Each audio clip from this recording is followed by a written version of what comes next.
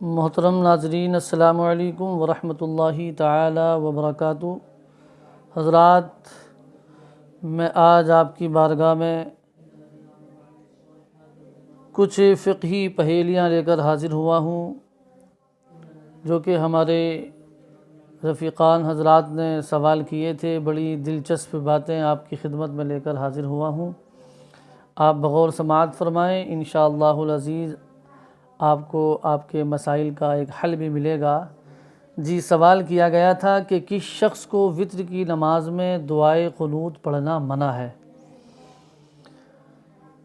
تو دیکھیے، فقہائے کرام فرماتے ہیں کہ جو شخص وتر کی جماعت میں تیسری رکعت کے رکوع میں شامل ہوا، اس شخص کو دعائے قنوت پڑھنا منع ہے۔ یعنی وتر کی اگر کوئی شخص تیسری رکعت کے رکوع میں شامل ہوا تو پھر اس شخص کو دعائے قنوت پڑھنا منع ہے، بہار شریعت میں یہ لکھا ہے۔ اور دوسرا سوال کیا کہ کس صورت میں دعائے قنوت کی تکبیر کے لیے ہاتھ اٹھانا منع ہے؟ ہاں، تو بڑا دلچسپ سوال ہے۔ دیکھیے، جبکہ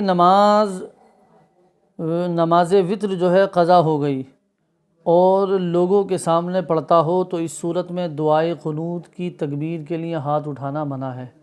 یعنی اس کی یہ نماز قضا ہو گئی اور لوگوں کے سامنے وہ اس کو پھیرتا ہے، تو پھر اس کے لیے حکم یہ ہے کہ وتر کی جو تکبیر کہی جاتی ہے وتر کی نماز میں وتر کے لیے، تو پھر جو ہے اس میں ہاتھوں کو قنوت کے لیے نہ اٹھائے، تکبیر کہہ لے لیکن ہاتھوں کو نہ اٹھائے۔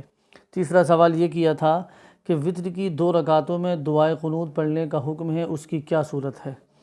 تو اس کی صورت یہ ہے کہ وتر میں شک ہوا کہ دوسری ہے یا تیسری، یعنی وتر کی رکعتوں میں اس کو شک ہوا کہ دوسری رکعت ہے یا تیسری، تو اس صورت میں وتر کی 2 رکعتوں میں دعائے قنوت پڑھنے کا حکم ہے، ایک اسی رکعت میں اور ایک قاعدے کے بعد والی رکعت میں، بہار شریعت میں لکھا ہے۔ تو سامعین